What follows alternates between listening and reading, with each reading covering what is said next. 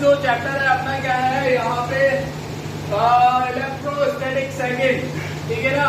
हाँ, electrostatic second जो है वो स्टार्ट करते हैं। इलेक्ट्रोस्टैटिक फर्स्ट जो कंप्लीट हो चुका है, फर्स्ट के बाद यहाँ पे सेकंड इलेक्ट्रोस्टैटिक सेकंड में, और इसमें कुछ बेसिक बातें हैं। सबसे पहले मैं बेसिक बातें करूंगा, और सबसे पहले हम लोग बात करेंगे यहाँ पे एरिया वेक्टर की। और अभी तक हम लोग ये गलत टेंडेंसी होती है कि एरिया जो है छोटी क्लास से लेके बड़ी क्लास तक हम लोग कभी एरिया को क्या है वेक्टर कभी नहीं लेते यहाँ पे। लेकिन होता क्या है यहाँ पे, एरिया जो है वो वेक्टर क्वांटिटी है, स्केलर क्वांटिटी नहीं है। क्योंकि अभी तक ये अवधारणा रहती है बच्चे की, ये क्योंकि अब कभी भी नहीं पढ़ाया जाता उसको कि एरिया जो है वो वेक्टर क्वांटिटी है, लेकिन एक्चुअल में अगर बात करें इसको ये वेक्टर क्वांटिटी है, ठीक है। अब यहाँ पे एक चीज तो ये दिमाग में आप बिठा लें कि एरिया जो है वो वेक्टर क्वांटिटी है, ठीक। अब जहाँ पे दो तरह के एरिया होते हैं, ठीक है, दो तरह के एरिया होते हैं यहाँ पे। फर्स्ट जो होता है वो होता है हमारा open surface area. Open surface area यहाँ पे होता है।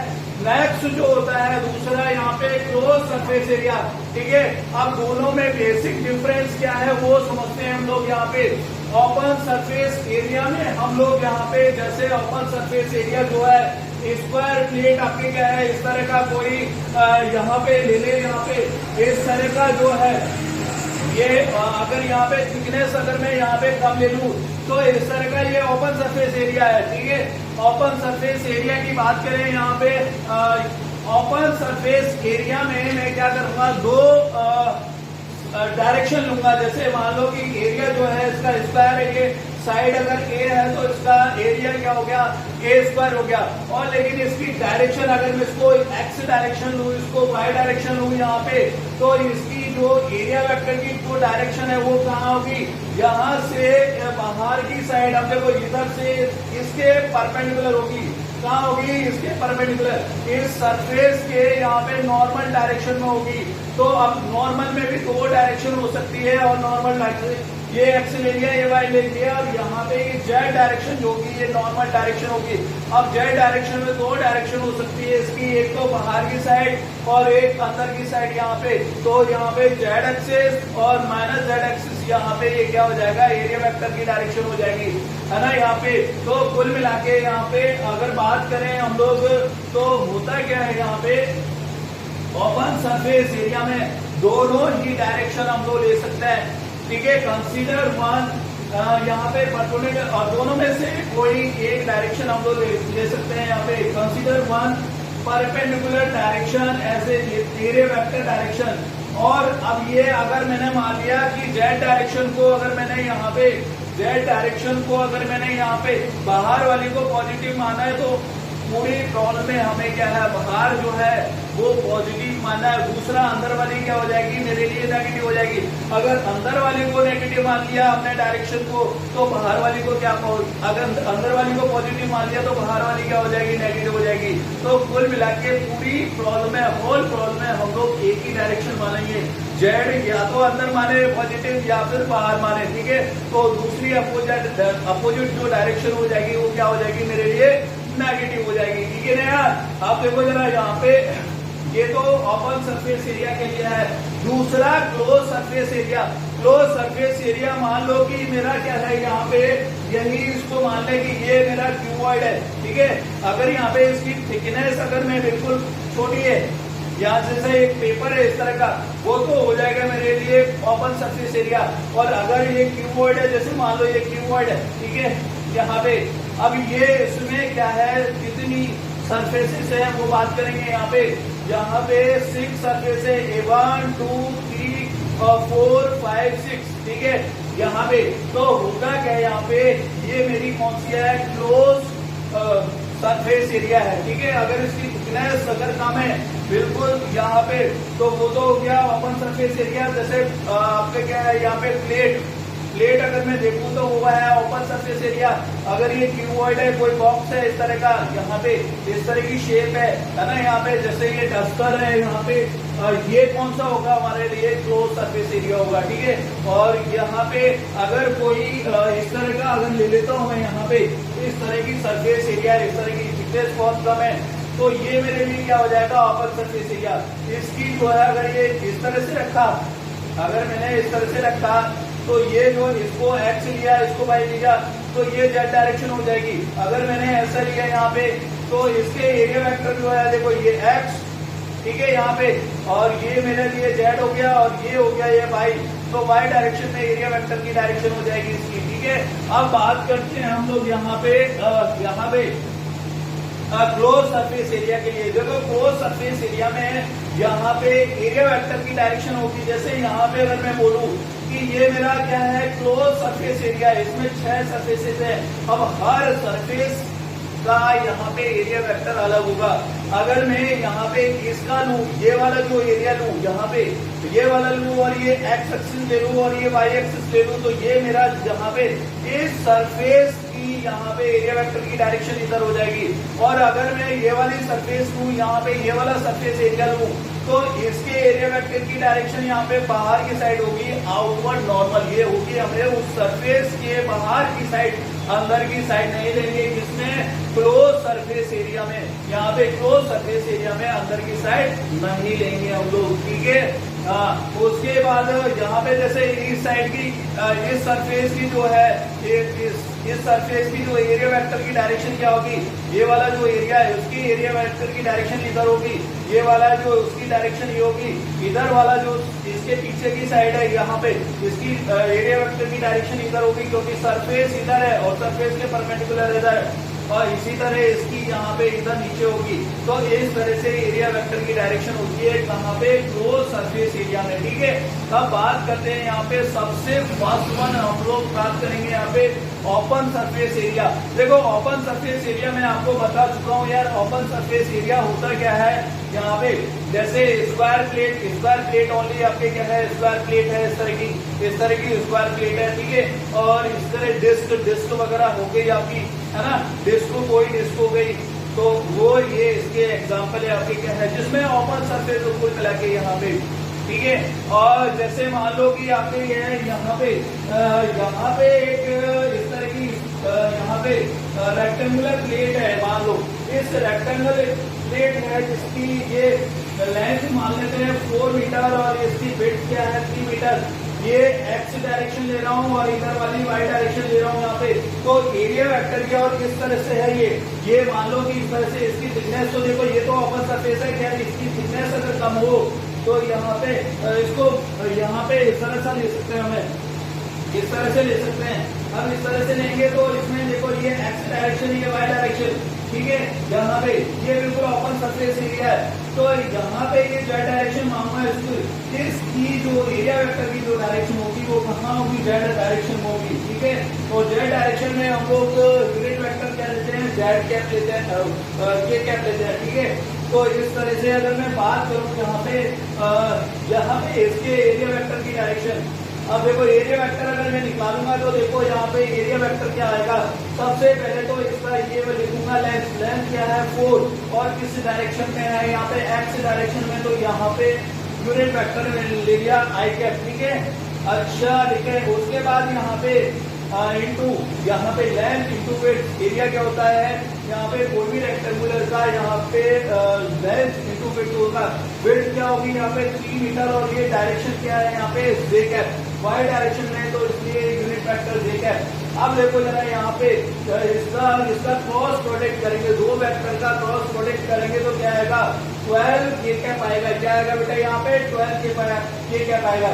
अब देखो यहाँ पे दो डायरेक्शन हो सकती है उसकी, एक को जैसे इसको मान लो, जैसे ये जो है मेरा व्हाइट बोर्ड, ये जो है यहाँ पे एक्स डायरेक्शन ले रहा हूँ इसको वाई डायरेक्शन ले रहा हूँ। अब इसकी ये जो सरफेस एरिया है इसकी डायरेक्शन क्या होगी, डायरेक्शन एक तो इसकी बाहर की साइड होगी यहाँ पे और जेड डायरेक्शन लेंगे इसको, अगर इसको एक्स ले लिया इसको वाई साइड एक्सिस लिया तो ये मेरे लिए जेड हो जाएगा। अगर ये वाला बाहर की साइड मैंने पॉजिटिव माना तो अंदर की साइड क्या हो जाएगा, नेगेटिव हो जाएगा। ठीक है, तो कुल मिला के यहाँ पे आई क्रॉस जे क्या हो सकता है, के यहाँ पे के कैप हो जाएगा, क्या हो जाएगा के कैप, या फिर यहाँ पे अंदर की साइड भी ले सकता हूँ इसके एरिया वेक्टर की डायरेक्शन।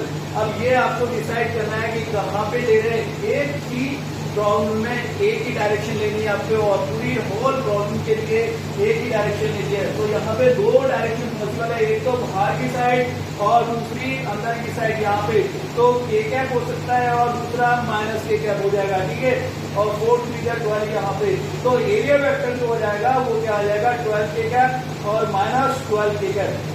तो दोनों ही आपके क्या है, यहाँ पे डायरेक्शन पॉसिबल है। हमें ओनली एक डायरेक्शन लेनी है, बाहर ले लो या फिर अंदर ले लो यहाँ पे, और वो डिपेंड करेगा आप कैसे भी ले सकते हैं। लेकिन थ्रू आउट ध्यान रखें कि थ्रू आउट प्रॉब्लम में हमें क्या है, एक ही डायरेक्शन लेनी है। बाहर वाले को पॉजिटिव ले लिया तो ऑलवेज पॉजिटिव लेना है। ठीक है, जब तक कि वो प्रॉब्लम नहीं हो जाता। अंदर वाले को नेगेटिव ले लेंगे। ठीक है, यहाँ पे इसी तरह जैसे मान लो कि यहाँ पे ये प्लेट है, मान लो ये प्लेट है और ये बिल्कुल इस तरह की है प्लेट, इस तरह की प्लेट है। यहाँ पे इसकी रेडियस r दे रखी है और इसका एरिया वेक्टर अगर मुझे लिखना है तो मैं क्या करूंगा, देखो इसकी रेडियस r तो पाई r स्क्वायर तो क्या हो जाएगा, इसका एरिया हो जाएगा और इसकी एरिया वेक्टर की डायरेक्शन क्या होगी वो देखते हैं यार। अब देखो इस तरह से अगर मैंने मान लिया कि ये एक्स एक्सिस और ये वाई एक्सिस, तो यहाँ पे अब देखो इसको मैं यहाँ पे क्या लिख रहा हूँ, इसको रखने का तरीका जो है वो मेरा इस तरह से ना होके इस तरह से है। इसमें रख रहा हूँ मैं इस प्लेट को, ऐसा मान लो कि ये मेरी यहाँ पे प्लेट है, ये ऐसा मान लो कि ये मेरी प्लेट है। ठीक है, और इस तरह से रख रहा हूँ इसको। जब इस तरह से रखूंगा तो इसका देखो ये एक्स डायरेक्शन ये यहाँ पे, ठीक है, ये x हो गया और ये यहाँ पे z हो गया और ये y हो गया। तो इसके जो यहाँ पे ये वाला सरफेस एरिया आएगा, ये सरफेस एरिया इसकी डायरेक्शन क्या होगी यहाँ पे इस तरह से y डायरेक्शन होगी। अब यहाँ पे इस तरह से भी हो सकती है और नीचे की डायरेक्शन हो सकती है माइनस y डायरेक्शन। अगर यहाँ पे ऊपर ले रहा हूँ तो इसका मतलब यहाँ पे ये क्या हो जाएगा, ये क्या हो जाएगा। और अगर नीचे डायरेक्शन यहाँ पे ले रहा हूँ तो यहाँ पे दोनों ही ले सकता हूँ, एक बाहर की साइड ऊपर ले सकता हूँ और एक नीचे ले सकता हूँ। कुल मिला के ये ऐसे रखी है। ये अगर मान लो कि ये ऐसी रखी होती, कहाँ पे ऐसी रखी होती, इस तरह से वर्टिकल होती, तो उस केस में एरिया वेक्टर क्या हो जाता, मेरा चेंज होता यहाँ पे। उस केस में यहाँ पे क्या हो जाता है, के कैप आ जाता है पाई आर स्क्वायर। ये तो एज इट इज रहता है इसका मैग्नीट्यूड, और यहाँ पे के कैप आ जाता है, क्योंकि अब ये के कैप आता है और या फिर माइनस के कैप आता, दोनों में से एक ले सकता था मैं यहाँ पे। और इसी तरह अगर यहाँ पे अगर मैं बात करूँ यहाँ पे इसकी अगर मान लो यहाँ पे कोई रेक्टेंगुलर है, ठीक है, यहाँ पे ए बी सी डी ये रेक्टेंगुलर है और यहाँ पे इसकी साइड जो है वो ए है, इसकी साइड क्या है यहाँ पे बी है। ठीक है, एक साइड ए है और दूसरी साइड यहाँ पे बी है। ठीक है, और इस तरह का यहाँ पे ओपन सरफेस है और इसका अगर मुझे एरिया वेक्टर निकालना है वो तो कैसे निकालेंगे यार। यहाँ पे एरिया वेक्टर क्या लिखेंगे, तो एरिया वेक्टर देखो यहाँ पे लेंथ इंटू विड्थ होगा। रेक्टेंगुलर का जो एरिया क्या होता है बेटा, यहाँ पे लेंथ इंटू विड्थ, तो ये लेंथ हो जाएगी यहाँ पे एबी और उसके बाद यहाँ पे एडी क्या हो जाएगी, विड्थ हो जाएगी यहाँ पे। तो A B vector cross B A D vector यहाँ पे ए डी वैक्टर हो जाएगा। तो ए इसको मैं मान लेता हूँ ए वैक्टर, ए डी को क्या बोल देता हूँ यहाँ ए वैक्टर, और बी सी को यहाँ पे सॉरी ए डी को क्या बोल देता हूँ बी वैक्टर। और दो वैक्टर का यहाँ पे क्रॉस प्रोडक्ट करेंगे तो क्या आएगा ए बी साइन थीटा यहाँ पे। ठीक है, और ये डायरेक्शन आप देखो क्रॉस प्रोडक्ट करेंगे तो उसकी डायरेक्शन भी आएगी। तो डायरेक्शन आप देखो जरा यहाँ पे इसकी डायरेक्शन क्या आएगी। अब इसमें अब इस प्लेट को रखने का तरीका अगर ऐसा है तो इसकी डायरेक्शन ये है कि यहाँ पे इसको एक्स डायरेक्शन मान लिया, इसको वाई डायरेक्शन मान लिया, तो ये जेड डायरेक्शन हो जाएगी इसकी। और यहाँ पे के कैप आ जाएगा या फिर माइनस के कैप आएगा, वो डिपेंड करेगा आपके ऊपर कि आप किसको पॉजिटिव ले रहे हो किसको नेगेटिव ले रहे हो। दोनों ही यहाँ पे डायरेक्शन पॉसिबल है बेटा, है ना। ठीक है, उसके बाद यहाँ पे ठीक है ये हो गया। अब बात करते हैं हम लोग यहाँ पे और आगे क्लोज सरफेस एरिया। तो दोनों ही यहाँ पे डायरेक्शन ले सकते हैं। नेक्स्ट है close surface area. Close surface area में देखो जरा यहाँ यहाँ पे इस तरह का क्लोज सरफेस एरिया, जैसे मैंने बताया यार यहाँ पे ये जो डस्टर है, यहाँ पे ये डस्टर मान लो कि इसकी कितनी सरफेसेस है यहाँ पे 1 2 3 4 5 6, ठीक है, इस तरह की 6 सरफेसेस इसकी है ना यहाँ पे। तो ये क्या है, ये क्लोज सरफेस एरिया है। अब इसकी डायरेक्शन अगर मैं देखूं यहाँ पे ऑलवेज सरफेस के परपेंडिकुलर बाहर की साइड होगी। कहाँ होगी बेटा, बाहर की साइड होगी, ठीक है। हाँ, तो अगर देखो जरा यहाँ पे इस तरह से है तो इसकी कहाँ होगी, इस साइड में होगी, इसकी सरफेस की इधर होगी, इस सरफेस की इधर होगी, इधर वाली सरफेस की एरिया वेक्टर की डायरेक्शन इधर होगी, इस वाले की इधर होगी और इस वाले की इधर होगी। कुल मिला के यहाँ पे बाहर की साइड होगी, अंदर कोई भी डायरेक्शन नहीं होगी एरिया वेक्टर की, ध्यान रखना है, ठीक है। तो यहाँ पे ओपन सरफेस एरिया में दोनों डायरेक्शन ले सकते हैं हम लोग, ठीक है। लेकिन क्लोज सरफेस अगर एरिया है तो जहाँ पे ट्यूब है या फिर क्यूबॉइड है तो उसमें ओनली एक ही डायरेक्शन लेंगे, वो कौन सी लेंगे, सरफेस के बाहर की। तो यहाँ पे आउटवर्ड नॉर्मल लेंगे, क्या लेंगे, आउटवर्ड नॉर्मल लेंगे, बाहर की साइड, ठीक है।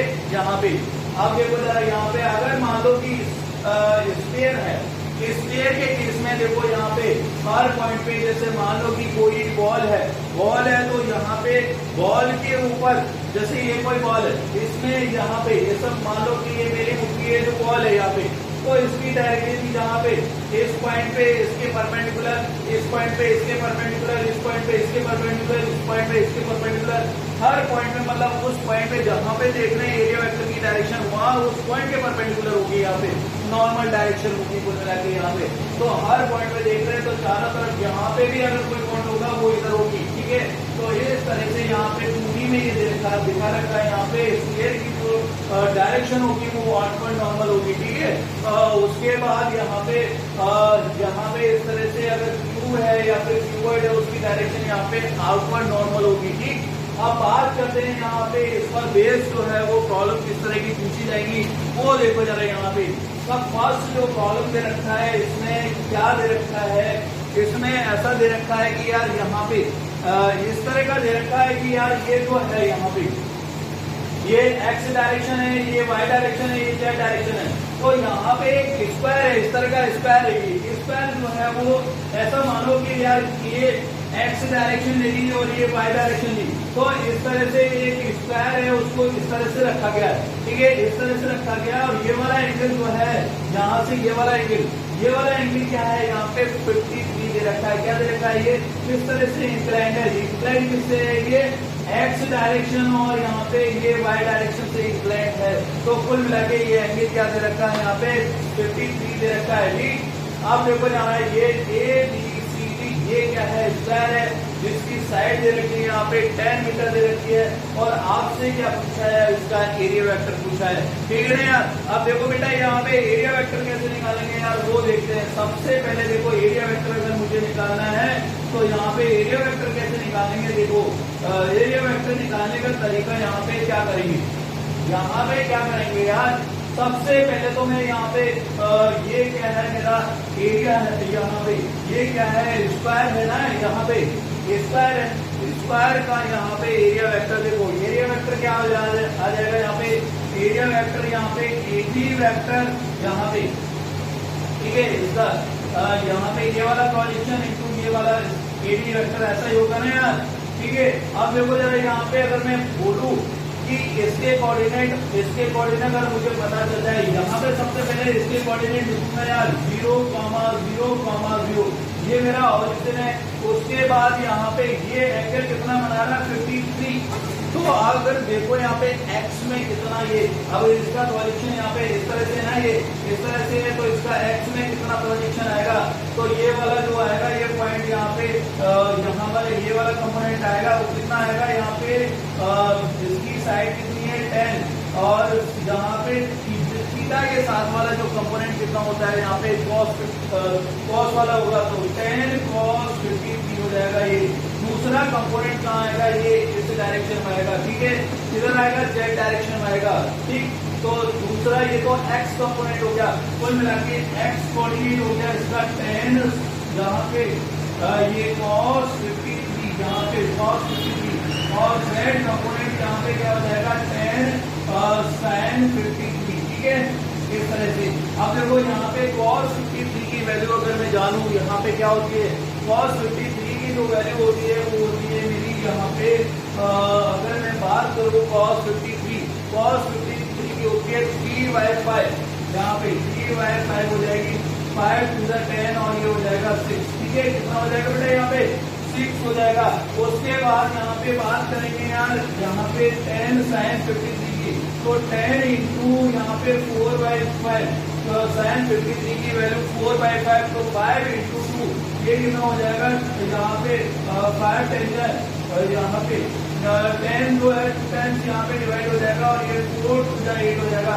कुल मिला के इसके कोऑर्डिनेट अगर मैं बात करूँ, इसके कोऑर्डिनेट हो जाएंगे, देखो x डायरेक्शन में कितना है ये 6 और y डायरेक्शन में कितना है ये जा ही नहीं रहा है y डायरेक्शन में। इसके कंपोनेंट एक को आएगा x में और एक कहाँ आ जाएगा इसका z डायरेक्शन में, तो y डायरेक्शन में जा ही नहीं रही है तो यहाँ पे 0 हो जाएगा और z में कितना है 8। कुल मिला के ये इसके कोऑर्डिनेट हो गए। अब बात करता हूँ इसके कोऑर्डिनेट b के जो कोऑर्डिनेट है यहाँ पे क्या हो जाएंगे, ये देखो यहाँ पे x यहाँ पे क्या होगा ओनली ये y कोऑर्डिनेट है, यहाँ पे x कोऑर्डिनेट 0 हो जाएगा, ठीक है। और y कोऑर्डिनेट कितना है यहाँ पे स्क्वायर है, साइड कितनी है 10, तो ये 10 हो जाएगा। और क्या हो जाएगा यहाँ पे z जो है वो भी 0 हो जाएगा। कुल मिला के ये आपको क्या है ये कोऑर्डिनेट आगे, और कोऑर्डिनेट अगर आगे तो मेरा काम आसान हो गया यहाँ पे। अब देखो यहाँ पे क्या करेंगे, ये ए बी वेक्टर अगर मुझे लिखना होगा तो यहाँ पे ए बी वेक्टर को क्या लिखूंगा यार 6 i कैप प्लस यहाँ से 8 j कैप, ऐसा लिख सकता हूँ ना बेटा, यहाँ पे ऐसा लिख सकता हूँ। ए वेक्टर को अगर i j के फॉर्म में लिखना हो, कोऑर्डिनेट अगर मुझे दे रखा हो तो यहाँ पे 6 i cap plus 8 j cap लिखूंगा। इनटू आपके क्या है एडी वेक्टर जो होगा वो क्या होगा यार, एडी वेक्टर मेरा ये रहा, और इसको देखो यहाँ पे कोऑर्डिनेट दे रखे हैं तो क्या लिखेंगे 10 j कैप लिखेंगे, इसको क्या लिखेंगे 10 j कैप लिखेंगे। अब देखो जरा यहाँ पे अब इनका क्रॉस प्रोडक्ट करना है यार। अब क्रॉस प्रोडक्ट कैसे करेंगे, 8 का 10 से यहाँ पे 60 हो जाएगा और ये हो जाएगा i क्रॉस j हो जाएगा, क्या हो जाएगा i क्रॉस j। और यहाँ पे साइन क्या है पॉजिटिव है तो पॉजिटिव रहेगा और 8 इंटू 10 ये हो जाएगा 80। और उसके बाद यहाँ पे बात करेंगे j, यहाँ पे सॉरी यहाँ पे एक के कैप होगा, यहाँ पे क्या हो जाएगा क्योंकि यहाँ पे के कैप आएगा ना यार, y कैप तो 0 यहाँ, ये तो y का कोऑर्डिनेट 0 है तो यहाँ पे 6i कैप प्लस 8 के कैप आएगा। अब इसका इससे करेंगे तो यहाँ क्या हो जाएगा, यहाँ पे a क्रॉस j हो जाएगा, ये क्या हो जाएगा a क्रॉस यहाँ पे j कैप हो जाएगा, ठीक है ये हो जाएगा। अब देखो यहाँ पे 8 10 का 80 हो जाएगा और k क्रॉस j। अब इसका यहाँ पे क्या करेंगे, इसको क्रॉस प्रोडक्ट कर देंगे। क्रॉस प्रोडक्ट क्या करते हैं हम लोग, यहाँ पे इसके अकॉर्डिंग करने हैं आई कैप और ये आपके क्या है यहाँ पे जे कैप और इधर आपके क्या है यहाँ पे के कैप, ठीक है इस तरह से। तो अब देखो यहाँ पे इस तरह से चलते हैं हम लोग है ना, यहाँ पे आई क्रॉस जे यहाँ पे आई क्रॉस जे ये हो जाएगा के कैप, तो 60 के कैप हो गया ये और प्लस, और उसके बाद यहाँ पे 80 लिखेंगे और यहाँ पे के क्रॉस यहाँ पे जे, मतलब उल्टा जाना में यहाँ पे ये इधर जाऊंगा तो क्या होगा नेगेटिव आएगा, एंटी क्लॉकवाइज का होता है नेगेटिव, हम लोग जानते हैं क्रॉस प्रोडक्ट में।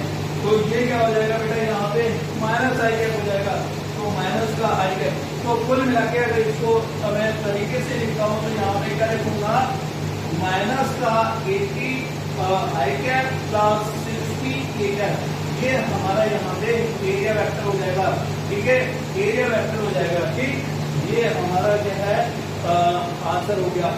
Thank you.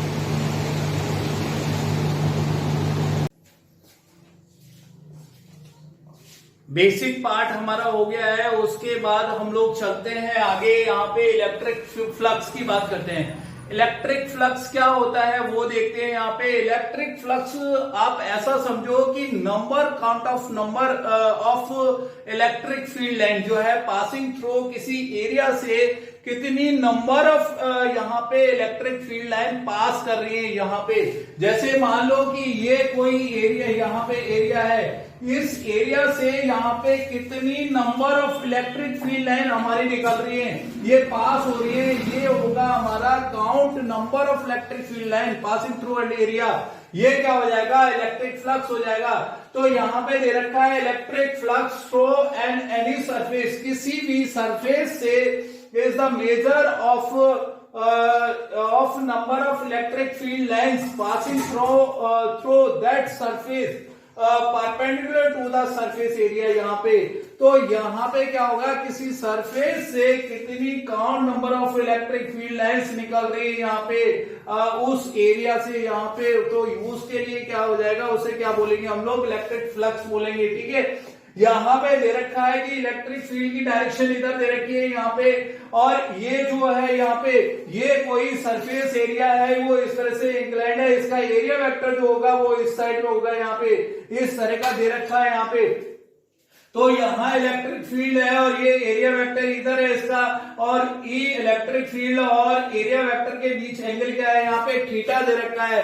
तो अब इससे कितना फ्लक्स यहाँ पे निकलेगा वो कैलकुलेट करेंगे यहाँ पे, E vector electric field dot यहाँ पे एरिया वेक्टर, तो दोनों का डॉट प्रोडक्ट हो जाएगा। और डॉट प्रोडक्ट हम लोग देख चुके हैं, डॉट प्रोडक्ट क्या होता है यहाँ पे, और इसका मैग्नीट्यूड और cos थीटा यहाँ पे, तो फाई जो होगा वो हो जाएगा ई ए कॉस थीटा। इलेक्ट्रिक फ्लक्स को हम लोग फाई से डिनोट करते हैं, तो यहाँ पे इलेक्ट्रिक ई जो होगा वो क्या होगा, यहाँ पे इलेक्ट्रिक फील्ड होगा। इलेक्ट्रिक फील्ड हम लोग देख चुके हैं यार, इलेक्ट्रिक फील्ड क्या होता है यार मेरा, यहाँ पे E vector equal to F by Q, ये इलेक्ट्रिक फील्ड के बारे में बहुत अच्छे से हम लोग पढ़ भी चुके हैं। ठीक है, और इलेक्ट्रिक फील्ड की यूनिट न्यूटन पर कूलम ये होती है। ठीक है, और ये हमारा ए क्या है यहाँ पे, ए जो है वो एरिया वेक्टर है यहाँ पे, और थीटा जो है ये ध्यान रखना है यहाँ पे इलेक्ट्रिक फील्ड और एरिया वेक्टर के बीच एंगल है, तो angle between E vector and A vector जो है वो थीटा है। ठीक, अब कुछ यहाँ पे कुछ इलेक्ट्रिक फ्लक्स के लिए बेसिक बात और कर लेते हैं कि भाई इलेक्ट्रिक फ्लक्स जो है वो स्केलर क्वांटिटी है। यहाँ पे देख रहे हैं दो वेक्टर, यहाँ पे जो इलेक्ट्रिक फील्ड जो है वो वेक्टर क्वांटिटी है, एरिया जो है वो वेक्टर क्वांटिटी है, दो वेक्टर का क्या हो रहा है यहाँ पे डॉट प्रोडक्ट हो रहा है, और डॉट प्रोडक्ट आ रहा है तो यहाँ पे कोई स्केलर क्वांटिटी आ रही है।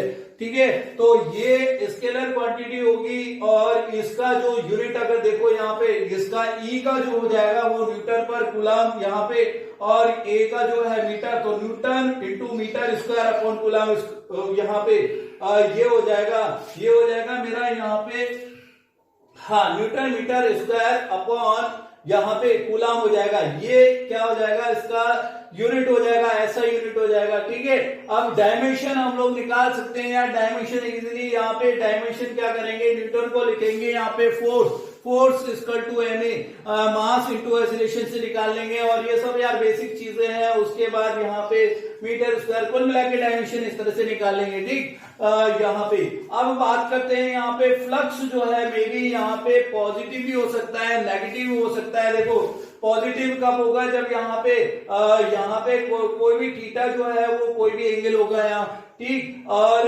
नेगेटिव कब होगा, जब देखो सेकंड क्वार्टर में पहुंच जाएगा, ये सेकंड क्वार्टर में कॉस जो है वो नेगेटिव होता है। फर्स्ट 0 से 90 के बीच में क्या होगा, कॉस ये पॉजिटिव होगा, और उसके बाद 0 कब होगा, 0 कॉस 90 पे क्या हो जाएगा, 0 हो जाएगा। ठीक है, तो कॉस 90 पे ये वैल्यू क्या देगा, फ्लक्स। जब ई वेक्टर और ए वेक्टर के बीच में एंगल क्या बनेगा, 90, तो यहाँ पे फ्लक्स क्या हो जाएगा, 0 हो जाएगा। और ये हम लोग यहाँ पे ए वेक्टर जो होगा वो ऑलवेज परपेंडिकुलर क्या होगा, सरफेस के परपेंडिकुलर होगा।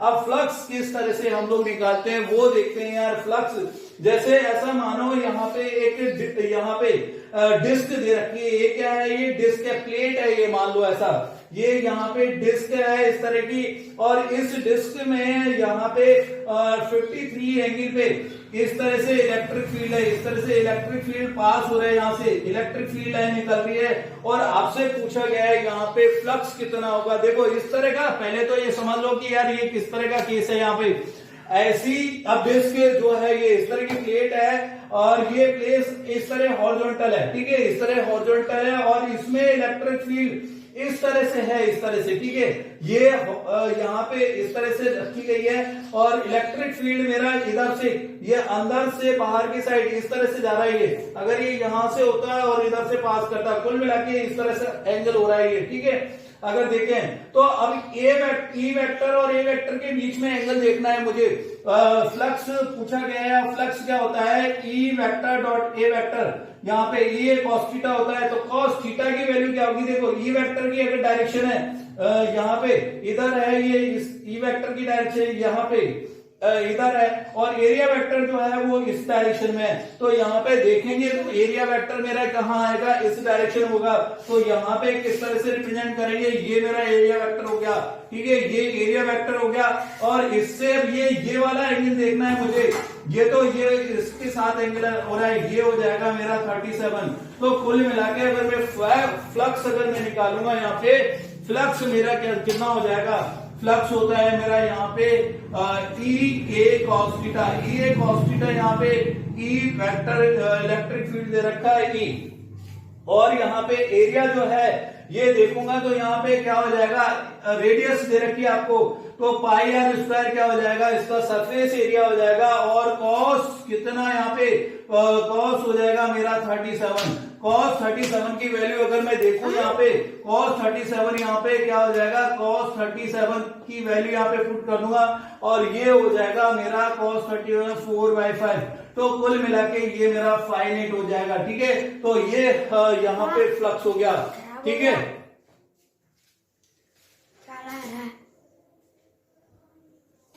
हाँ, इसके बाद हम लोग बात करते हैं यहाँ पे नेक्स्ट प्रॉब्लम पे। नेक्स्ट प्रॉब्लम में क्या दे रखा है, जो हमारी जो प्लेट थी, जो आपके क्या है डिस्क जो थी वो इस तरह से थी यहाँ पे हॉरिजॉन्टली, अब इसको इस तरह से रख दिया है, इस तरह से रख दिया है, और इलेक्ट्रिक फील्ड मेरा क्या है इस तरह से है यहाँ पे। और आपसे क्या पूछा गया है, इलेक्ट्रिक फ्लक्स। यहाँ पे देखें तो सिचुएशन कुछ इस तरह की है, देखें यहाँ पे इस तरह की सिचुएशन है यहाँ पे।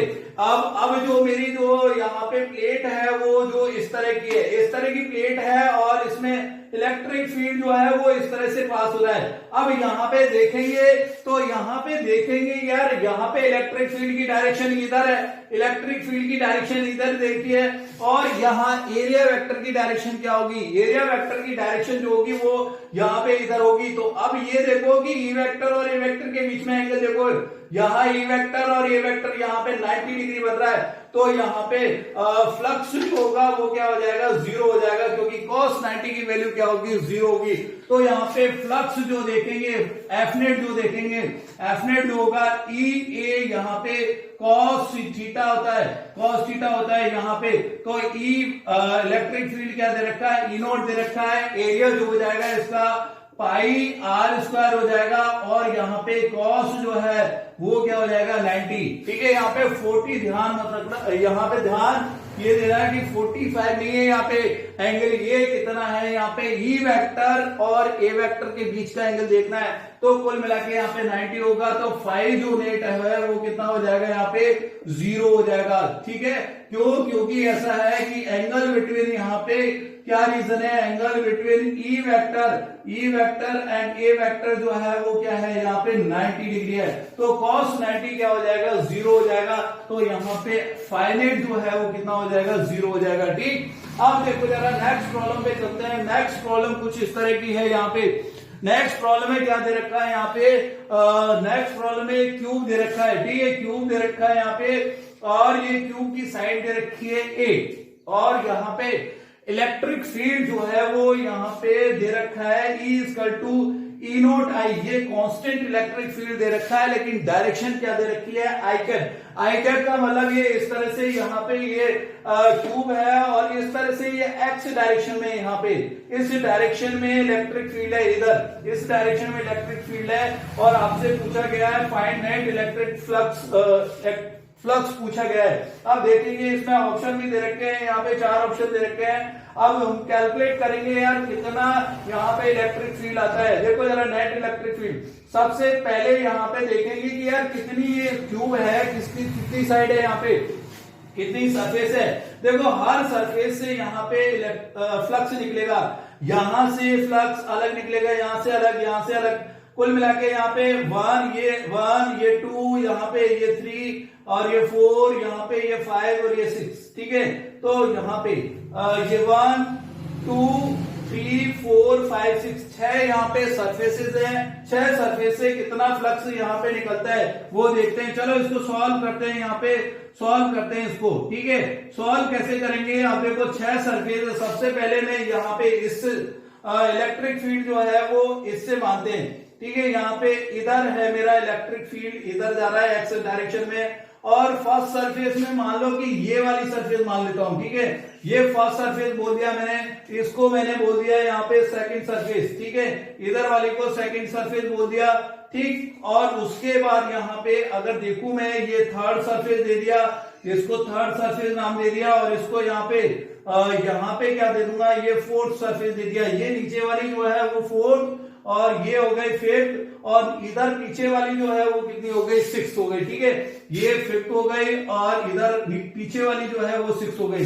अब देखेंगे यार इलेक्ट्रिक फ्लक्स जो है, पहले तो इलेक्ट्रिक फील्ड की डायरेक्शन वो है वो मेरी इधर है, ठीक है, और ये ई नोट दे रखा है। अब देखो सबसे पहले फर्स्ट सरफेस के लिए बात करेंगे, फाई 1 फर्स्ट सरफेस के लिए यहाँ पे ई वेक्टर की डायरेक्शन इधर है, और यहाँ पे ई वेक्टर की डायरेक्शन ये है, और ए वेक्टर की डायरेक्शन इधर ये है। तो यहाँ पे साइड कितनी दे रखी है, ए दे रखी है। तो यहां से क्या हो जाएगा, पहली सरफेस से ई नॉट इंटू ए स्क्वायर, इसका यहाँ पे सरफेस एरिया क्या हो जाएगा, ए स्क्वायर हो जाएगा, ठीक है। अब दूसरी सरफेस के लिए बात करूं मैं, यहाँ पे फाई टू क्या हो जाएगा, सिमिलरली मेरा यहाँ पे अब देखो जरा, यहाँ पे देखेंगे इलेक्ट्रिक फील्ड की डायरेक्शन इधर, और सेकंड वाले के लिए देखो यहाँ पे इसका एरिया वेक्टर की डायरेक्शन जो होगा वो कहाँ होगा, ये मेरा यहाँ पे इधर होगा, ये आउटवर्ड नॉर्मल होगा, कुल मिला के इधर बाहर की साइड होगी। अब देखो एंगल कितना हो रहा है यार, यहाँ पे एंगल हो गया यहाँ पे 120, क्योंकि इधर इलेक्ट्रिक फील्ड, इधर आपका क्या है एरिया वेक्टर, तो यहाँ पे 80 डिग्री हो जाएगा। तो यहाँ पे क्या करेंगे, यहाँ पे हो जाएगा, यहाँ पे कितना था एंगल 0, यहाँ पे एंगल फर्स्ट वाले केस में था ई वेक्टर इधर, और आपके क्या है यहाँ पे एरिया वेक्टर भी इधर, ई वेक्टर भी इधर, दोनों के बीच एंगल कितना हो जाएगा 0। तो कुल मिला के यहाँ पे क्या आ जाएगा, ई नोट ए स्क्वायर, cos 0 की वैल्यू यहाँ पे क्या हो जाएगी, 1 हो जाएगी। और यहाँ पे देखें तो यहाँ पे क्या हो जाएगा, ई नोट, और यहाँ पे cos 180, cos ए स्क्वायर ये तो हो गया, और एरिया हो जाएगा इसका, और cos 180 मतलब ये -1, तो कुल मिला के यहाँ पे ये क्या हो जाएगा, माइनस का हो जाएगा, और ये हो जाएगा मेरा यहाँ पे फाई 2 जो हो जाएगा माइनस ऑफ ई नोट और ए स्क्वायर। ये हमारे यहाँ पे क्या हो गया, ये यहाँ पे फ्लक्स हो गया सरफेस सेकंड से। अब देखो जरा, अगर मैं बात करूं यहाँ पे फ्लक्स 3 सरफेसेस, थर्ड जो सरफेस है, अब इलेक्ट्रिक फील्ड की डायरेक्शन इधर, यहाँ पे इलेक्ट्रिक फील्ड देखें तो इलेक्ट्रिक फील्ड मेरा इधर, और इसके एरिया वेक्टर जो है वो कहाँ पे है, यहाँ पे एरिया वेक्टर जो है वो मेरा इधर है, तो इसकी डायरेक्शन इधर है। तो यहाँ पे एंगल देखो ई वेक्टर और ए वेक्टर के बीच में 90, तो cos 90 यहाँ पे क्या वैल्यू देगा मुझे, 0 देगा। तो कुल मिला के इससे फ्लक्स कितना हो जाएगा, 0 हो जाएगा। उसके बाद अगर मैं बात करूं यहाँ पे फोर्थ वाले यहाँ पे सरफेस के लिए, फोर्थ सरफेस में भी यही सिचुएशन हो रही होगी, यहाँ पे ई वेक्टर की डायरेक्शन इधर, ए वेक्टर की बेटा यहाँ पे डायरेक्शन इधर, तो दोनों के बीच में एंगल देख रहे होंगे कितना है, यहाँ पे 90 है, तो cos 90 यहाँ पे क्या दे देगा, वैल्यू 0 दे देगा, ठीक है। ये हो गया फोर्थ। अब फिफ्थ वाले के लिए बात करते हैं यार, फिफ्थ वाले के लिए यहाँ पे फिफ्थ सरफेस कौन सी है वो देख लें। यहाँ पे फिफ्थ सरफेस मेरी ये वाली है, ये वाली सरफेस है, एरिया वेक्टर की डायरेक्शन इधर, और ये जो है इसकी डायरेक्शन इधर, तो यहाँ पे भी एंगल कितना 90 हो रहा है, तो इसके लिए भी यहाँ पे क्या हो जाएगा, फ्लक्स 0 हो जाएगा। और इसके बाद 6 के लिए भी देखें तो 6 के लिए यहाँ पे क्या हो जाएगी, 6 पीछे वाली जो सरफेस है इसके लिए भी वही यहाँ पे ई वेक्टर की डायरेक्शन इधर, एरिया वेक्टर की डायरेक्शन, एंगल देख रहे होंगे कितना 90, तो यहाँ पे भी वैल्यू क्या है, 0। तो नेट आपसे पूछा है कि भाई फाई जो नेट है वो कितना हो जाएगा यार, फाई नेट देखो जरा यहाँ पे इसके से देखेंगे तो ई नॉट फर्स्ट के ई नॉट ए स्क्वायर, और उसके बाद यहाँ पे माइनस ऑफ ई नॉट यहाँ पे ए स्क्वायर और उसके बाद 4 सरफेस के लिए वैल्यू क्या आ जाएगी, यहाँ पे 0 हो जाएगी।